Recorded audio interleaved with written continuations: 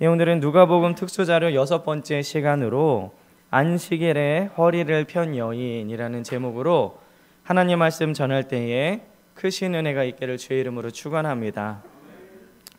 지난해는 그 어느 때보다도 예배에 관한 뜨거운 논쟁이 있었던 한 해라고 할 수 있습니다. 왜냐하면 이 코로나19로 인한 이 종교시설 집합금지에 대한 해석들이 각각 교회마다 달랐기 때문에 예배에 대한 해석도 다르게 되었다는 것이죠.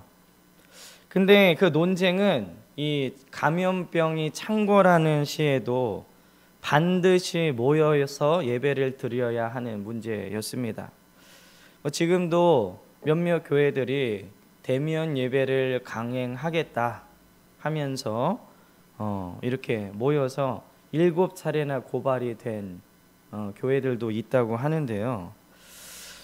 이분들은 감염병이 돌더라도 목숨을 걸고 예배를 지켜야 한다라고 말씀하시는 분들입니다. 물론 그렇게 주장하시는 분들의 생각을 저는 목회자이기 때문에 충분히 이해할 수 있습니다. 반대로 우리 교회처럼 철저하게 방역 수칙을 준수하면서 하나님의 영광과 이웃을 위해 비록 어렵고 힘든 시간이지만 비대면으로라도 하나님 앞에 예배를 드리는 교회들도 있죠. 그러나 정작 큰 문제는 대면 예배와 비대면 예배의 문제를 신학적이고 예배학적인 해석의 문제가 아니라 일부 어떤 교회들은 정치적인 정쟁으로 이 문제를 해석했습니다. 저는 비대면 예배가 옳다, 대면 예배가 옳다, 어떤 것이 옳다라고 말하려고 하는 것이 아닙니다. 사실 솔직하게 비대면으로 예배를 인도하고 성도들이 교회에 모이지 못하는 것을 좋아할 목회자는 한 명도 없겠죠. 다만 우리 모임으로 인해서 이웃에게 피해가 되는 것을 막고 또 대면 예배를 믿음과 동일시하여서 믿음을 지키려는 행동 때문에 자칫 저들에게 그러한 믿음의 행위가 이기적으로 보여서 하나님의 영광을 가릴 수 있기 때문에 우리는 비대면 예배를 드리는 겁니다. 저는 대면 예배를 드리나 비대면 예배를 드리나 어떤 형식의 차이는 있겠지만 하나님을 향한 뜨거운 마음은 동일하다라고 저는 생각을 합니다. 물론 비대면 예배는 정상적인 모습의 예배는 아니죠. 비상시국에 임시 방편으로 드리는 예배입니다. 오늘 우리가 읽은 본문은요, 누가복음에만 나와 있는 내용으로 예수님께서 18년 동안 몸이 꼬부라져 있던 여인을 안식일에 회당에서 고쳐주신 내용입니다. 그런데 오늘 말씀에 18년 동안 꼬부라진 여인을 고쳐주셨는데 놀라움이나 기쁨, 그리고 그 여인에게 축하하는 마음보다는 미움과 정죄하는 다른 사람들의 모습도 함께 그려져 있다는 것이죠. 예수님 시대부터 지금까지 종교인들은 안식일 혹은 주일을 형식에만 집중해서 지켜왔다는 것입니다. 그러나 더 중요한 것은 우리 주일날 예배 드리는 것도 매우 중요한 것이지만 한 주간 동안에 우리가 그 예배자로 살아가는 것이 훨씬 더 중요합니다. 한 주간 전혀 그리스도를 닮지 않는 삶을 살면서 주일에만 모여서 예배 드린다고 참된 그리스도인이 되는 것은 아니라는 거죠.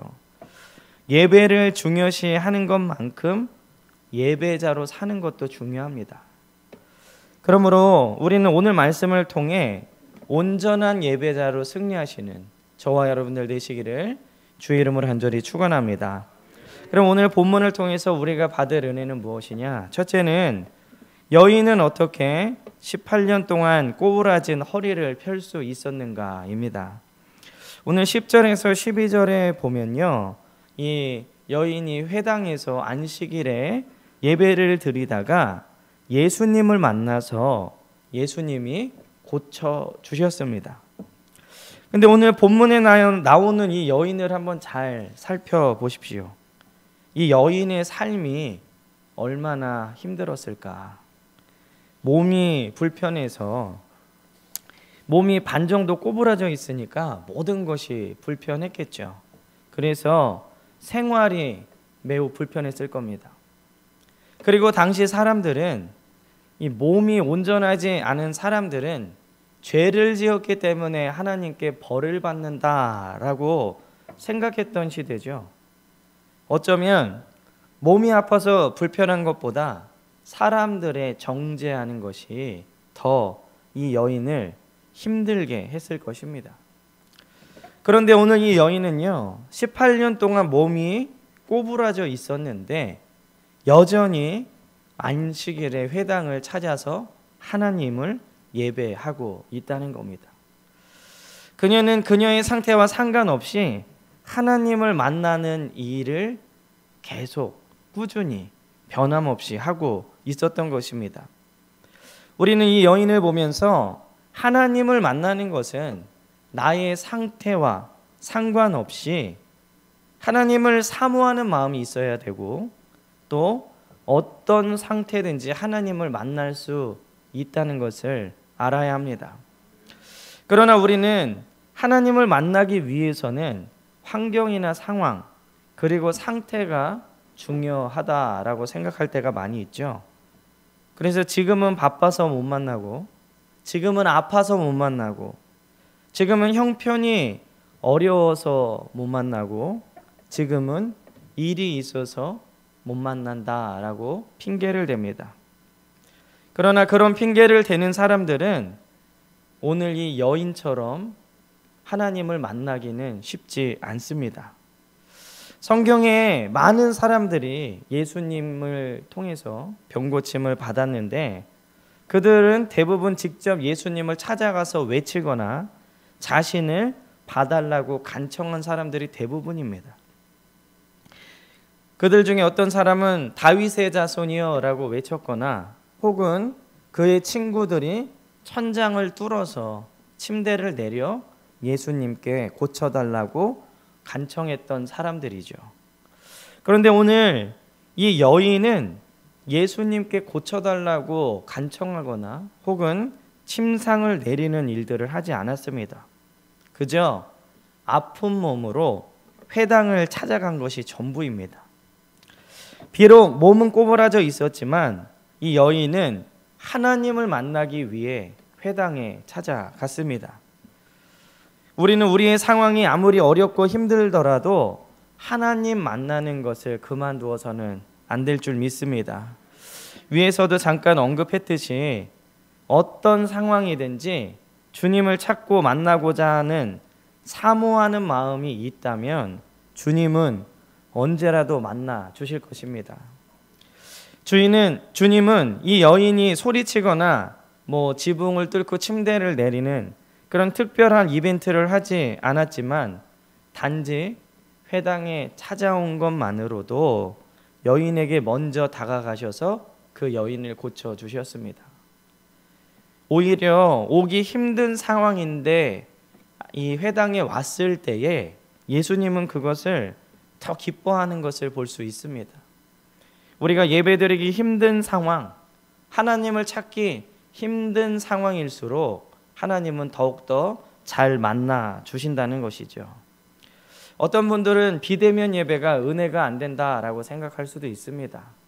물론 모여서 예배 드리는 것보다 현장감은 떨어지죠. 그리고 집중력도 떨어질 수 있습니다.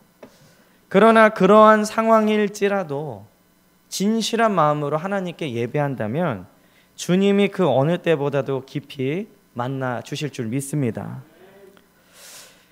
우리는 우리의 몸이 꼬부라지기는커녕 행여 무슨 일이 꼬이기라도 하면 영락없이 하나님을 멀리하는 경향이 있지는 않은가 잘 살펴보시기를 주의 이름으로 축원합니다. 짧은 기간이면 몰라도 아마 18년 동안 매주 회당에 가서 예배를 드리는데 고쳐주시지 않는 하나님을 변함없이 찾는 사람은 별로 없을 것입니다.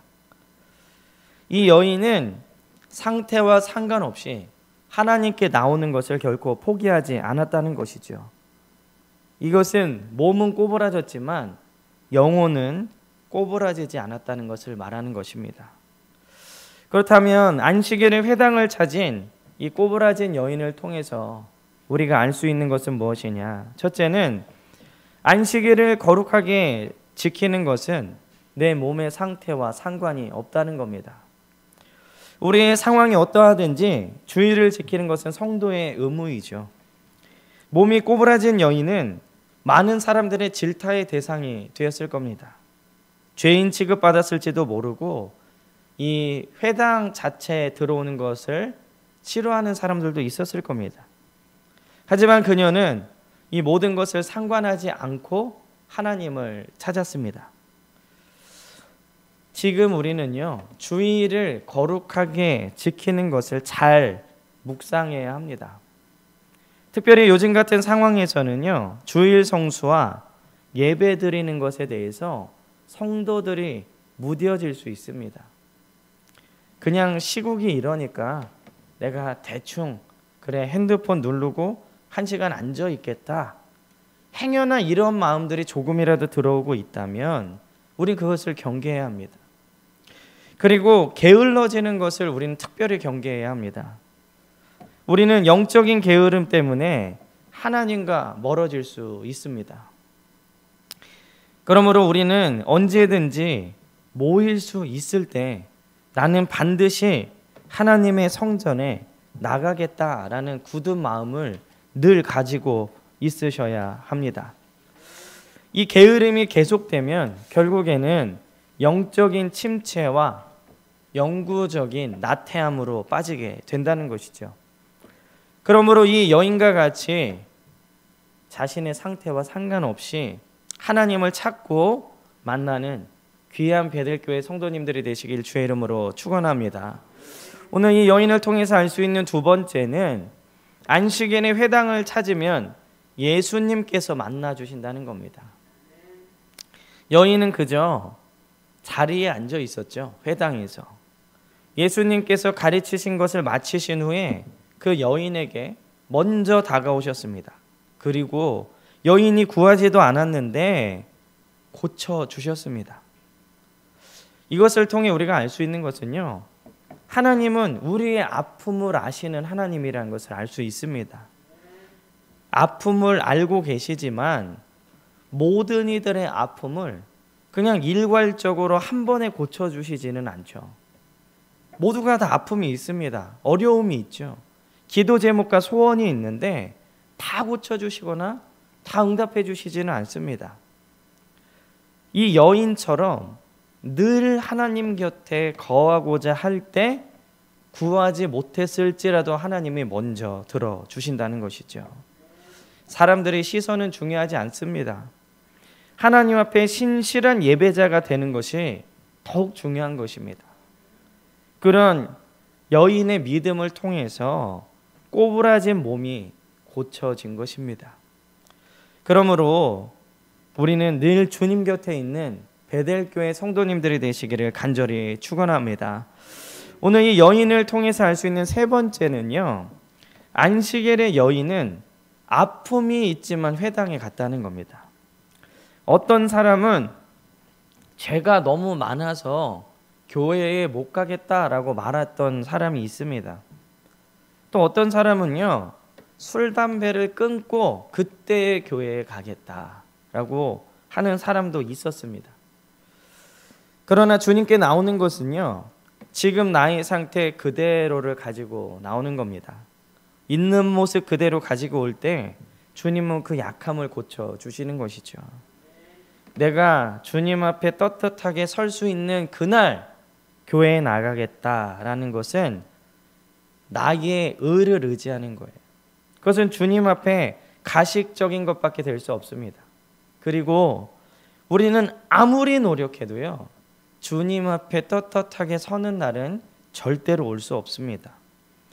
예수 그리스도의 십자가의 보혈로 용서함 받는 것 외에는 우리는 늘 주님 앞에 죄인일 수밖에 없습니다. 그렇기 때문에 우리는 매일 우리의 연약함, 그리고 우리의 소원, 그리고 우리의 아픔들을 주님께 내어놓아야 합니다. 그렇게 하나님을 만나기 위해 노력하고 하나님께 아뢰면 수많은 안식일 중에 이 여인은 이날 예수님을 만난 특별한 안식일이 된 것이죠. 18년 동안 계속해서 회당에 안식일에 찾아왔지만 이날은 특별히 예수님을 만난 아주 특별한 안식일인 것처럼 우리가 매일매일 하나님을 만나려고 노력하면 바로 그 안식일이 우리의 시간이 될 날이 있을 줄 믿습니다. 그러므로 우리 사랑하는 베들교회 성도님들은 늘 하나님을 찾고 만나시길, 올해 우리에게 주신, 저에게 주신 그 말씀처럼 주의 이름을 아는 자는 주를 의지하고 주를 찾는 자들은 버리지 않으신다, 외면하지 않으신다, 기도하는 거 들어주시고 하나님의 이름을 경험적으로 알게 해주시는 한 해가 될 것이다.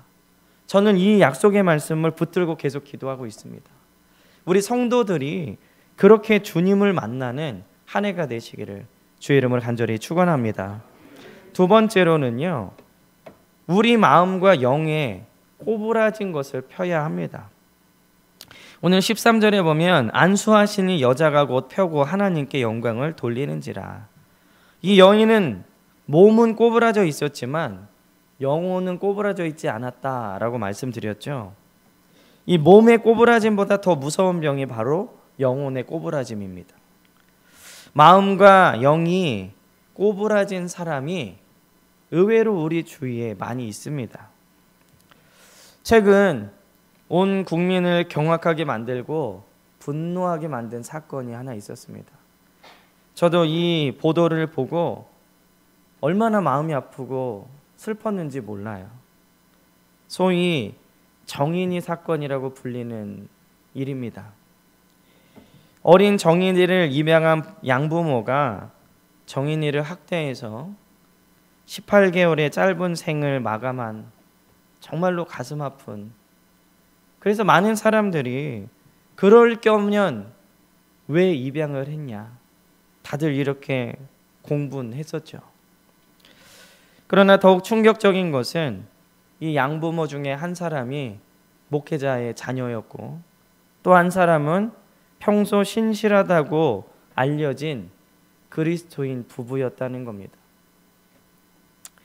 어떤 목사님이 이 소식을 듣고 SNS에 글을 올리셨는데 그 전문 중에 한 부분을 소개합니다. 이것은 복음이 삶의 뿌리까지 내리지 못했기 때문이다. 매주 소그룹으로 모여서 삶을 나누지만 건강하지 못한 공동체를 만들 수도 있는 이유는 자신 안에 있는 우상을 제대로 처리하지 못한 상태에서 형식적인 종교 생활만 반복하기 때문이다. 정인이 사건은 단순히 문제 있는 한두 사람의 죄가 아니라 온 교회가 심각하게 생각해야 될 문제인 것이다. 즉, 겉으로는 그리스도인이지만 속은 그리스도인이 아니었기 때문에 한두 사람의 삐뚤어진 사람의 죄가 아니라 지금 한국교회 전체에 퍼져 있는 심각한 문제일 수도 있다라고 얘기하신 것이죠. 이렇듯 마음과 영이 꼬부러진 사람들은 겉으로는 멀쩡해도요, 속은 꼬부라져 있습니다. 그런데 정작 자신은 잘 느끼지 못합니다. 그들은 마음과 생각이 꼬부라져 있기 때문에 하나님의 말씀도 꼬부라져 듣습니다. 그리고 하나님 나라보다는 자신의 영광을 더 높게 생각을 합니다. 모든 것이 자기 위주의 사람입니다. 오늘 예수님이 이 꼬부라진 여인을 고쳐주셨는데 그것에 대해서 반대를 했던 회당장처럼 자신의 열심이 곧 하나님 앞에 올바른 믿음이라고 착각하고 사는 그런 사람들이 바로 마음과 영이 꼬부라진 사람이라는 거죠. 이런 사람들은 하나님도 자신을 위해 존재하시는 분일 뿐입니다. 나를 단지 지켜주시고 필요한 것 있으면 기도하고 헌금하고 교회에 열심히 왔다 갔다 하면 내 소원을 들어주시는 분이라고 생각합니다.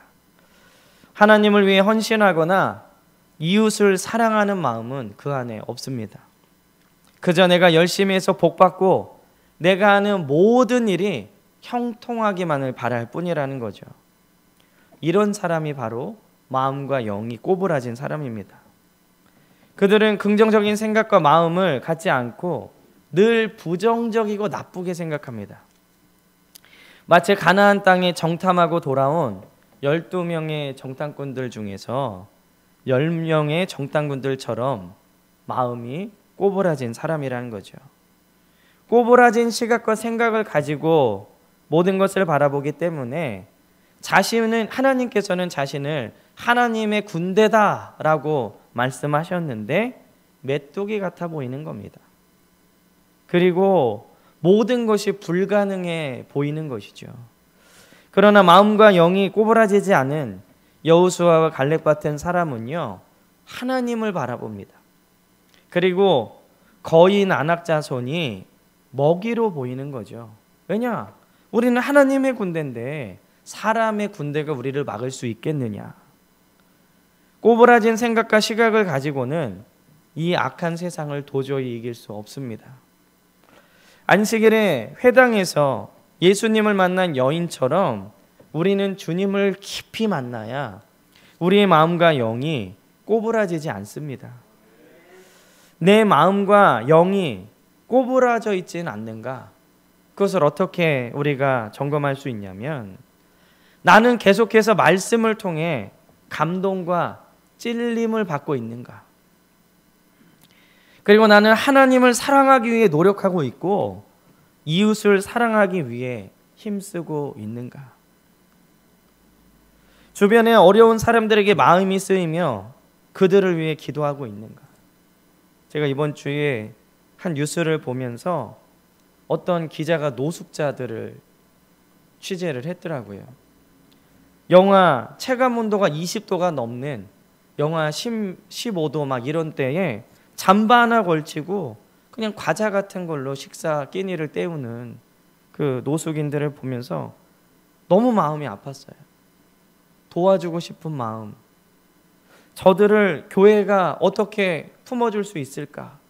그런 고민을 했던 한 주였습니다.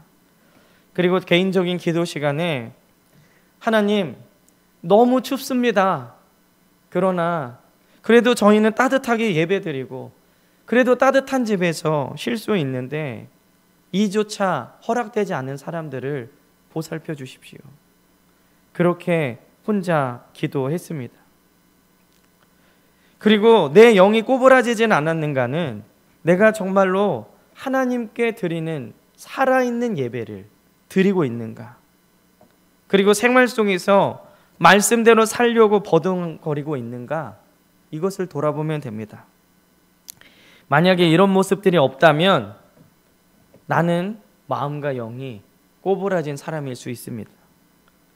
그런 사람은 그리스도인이 아니라 종교인이고 그런 사람들이 바로 현대판 바리새인들인 것이죠. 저는 우리 사랑하는 베델교회 성도님들이 마음과 영이 주님의 은혜와 사랑으로 아름답고 거룩한 모습이 되시길 주의 이름으로 간절히 축원합니다. 정말 감사한 것은요, 정말로 어렵고 힘든 이때에 올해 선교사님 한 분, 도미니카의 한 분과 개척교회 한 곳을 더 돕도록 우리 장로님들께서 흔쾌히 허락해 주셨고 우리 성도님들도 기쁜 마음으로 동의 제청을 해주셨습니다. 얼마나 기쁜 마음인지 모르겠습니다. 뭐 크게 도움은 안 될지라도 우리에게 그런 마음이 있고 하나님을 위해서 조금이라도 움직이고 있다. 이 마음이 얼마나 기쁜지 모르겠어요. 그리고 그것을 통해서 하나님께서 우리 교회를 통해 얼마나 많은 일들을 행하시고 우리 성도들에게 복을 내려주실까? 저는 이렇게 기대하며 기도하고 있습니다. 우리 사랑하는 성도님들이 날마다 하나님과 가까이 하고 살아있는 그리스도인으로서 승리하시는 저와 여러분들 되시길 주의 이름으로 간절히 축원합니다. 마지막으로는 외식하는 자들의 안식일입니다. 오늘 14절에 보면요, 회당장이 예수께서 안식일에 병 고치시는 것을 분내어 무리에게 이르되 일할 날이 엿새가 있으니 그동안에 와서 고침을 받을 것이요 안식일에는 하지 말 것이니라 하거늘. 회당 안에는 안식일에 예수님을 만나서 18년 동안 꼬부라진 몸이 펴진 여인이 있는 반면에 이런 기적을 보고 오히려 예수님을 비난하는 사람들도 있었습니다. 언제나 교회 안에는 이런 두 종류의 사람들이 공존하고 있는 것 같아요. 예수님을 깊이 만나서 예수님의 능력을 경험하고 하나님께 영광 돌리는 성도들이 있는 반면에 늘 비난하고 무언가 불만이 있는 사람들이 늘 있습니다. 꼬부라진 여인이 몸이 펴진 것을 보면 하나님께 영광을 돌리고 기뻐야 해야 되는 것이 일반적이죠. 얼마나 힘들었습니까? 축하드립니다. 저도 그런 하나님의 은혜를 체험하고 싶어요. 이렇게 말하는 게 일반적인 것 아니겠습니까? 그런데 이런 놀라운 일을 보고도 회당장이라는 사람이 왜 안식일에 병을 고치냐라고 예수님을 비난하고 있습니다. 왜냐하면 그들의 마음과 영은 꼬부라져 있기 때문이고, 그렇기 때문에 그들이 지키는 안식일도 꼬부라져 있는 것입니다. 그들은 하나님이 없는 율법 조항만 지키는 사람들이었죠.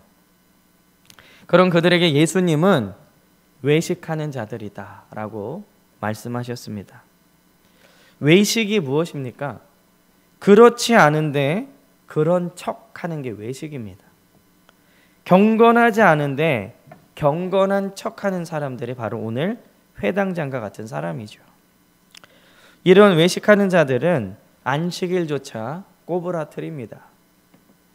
하나님께서 안식일을 주신 정확한 이유를 꼬부라뜨려서 다른 사람들조차도 안식일을 제대로 지키지 못하게 한다는 것이죠.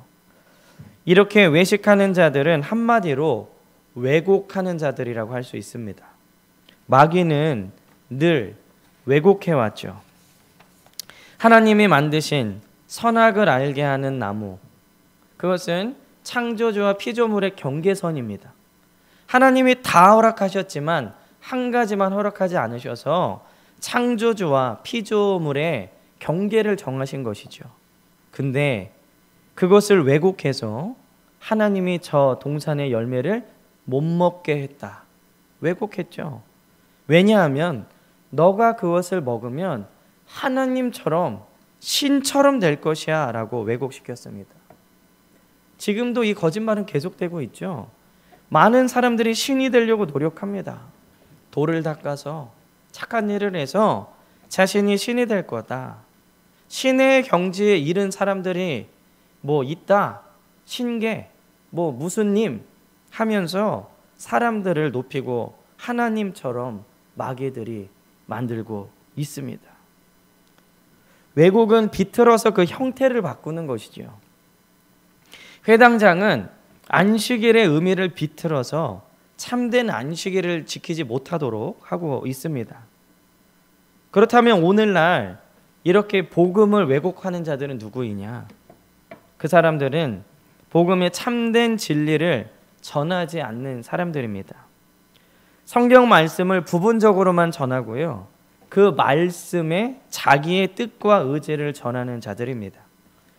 회당장이 안식일에 말고 다른 날 고치라, 오늘 14절의 말씀을 보면 우리는 그 사람이 어떤 사람인지 알 수 있어요.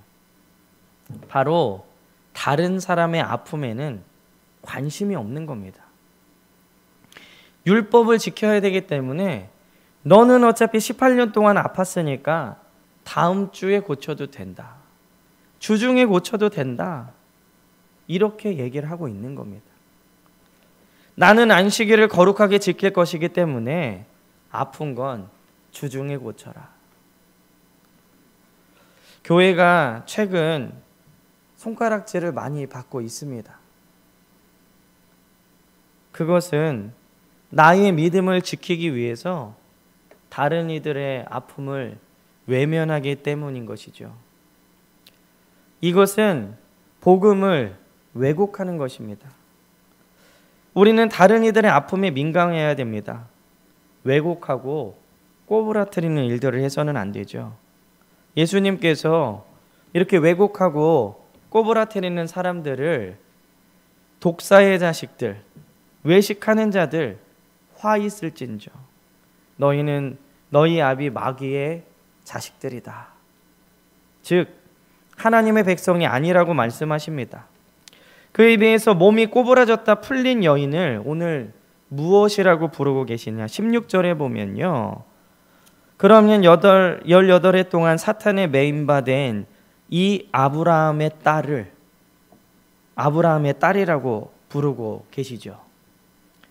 즉 구원받은 백성, 하나님의 자녀라는 뜻입니다. 몸은 비록 18년 동안 꼬부라져 있었지만 신실하게 하나님을 예배했던 여인은 아브라함의 딸이다 라고 하시고 모든 종교적인 의식을 다 지켰고 사람들이 보기에도 존경할 만한 그 회당장에겐 외식하는 자들이다 하셨습니다. 오늘 17절에 뭐라고 결론을 맺고 있죠? 예수님께서 이 말씀을 하심에 모든 반대하던 자들은 부끄러워하고 온 무리는 그가 하시는 모든 영광스러운 일을 기뻐하니라.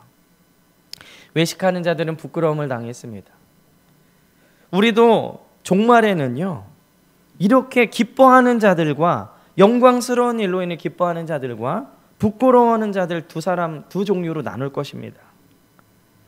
겉으로 꼬부라져 있던 여인은 사람들에게 비록 멸시를 받았지만 신실한 믿음으로 고침을 받고 하나님께 영광을 돌렸고요. 마음과 영이 꼬부라져 있던 회당장과 바리새인들은 사람들에게는 영광을 받았지만 예수님께 꾸중을 듣고 하나님 나라와 먼 사람들이 되었다는 것이죠. 우리는 온전한 복음을 받은 자들입니다. 거기에 성령께서 우리에게 오셔서 그리스도를 닮도록 매일매일 감화 감동을 주시는 사람들입니다. 우리는 은혜의 시대에 살고 있는 자들이죠. 그러나 그 은혜까지도 왜곡하는 자들이 있기 때문에 온전한 변화를 받지 못하는 것입니다. 그러므로 우리는 하나님의 말씀과 성령으로 반드시 거듭나야 합니다. 그리고 온전히 내면의 변화가 있어야 됩니다. 여러분들의 마음과 삶을 변화시키지 못하는 말씀은 여러분들에게 임한 하나님의 말씀이 아니라는 거죠.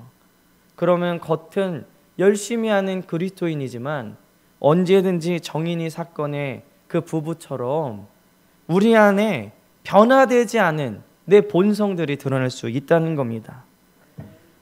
내면의 변화가 있는 사람들이 지키는 종교적인 형식만이 가장 아름답고 영광스러운 예배가 될 수 있는 것입니다. 그러므로 우리 사랑하는 베델교회 성도님들은요, 한 사람도 빠짐없이 마음과 영이 온전하여서 그리스도를 닮는 참된 주의 자녀들이 되시기를 주의 이름으로 간절히 축원합니다. 기도하겠습니다.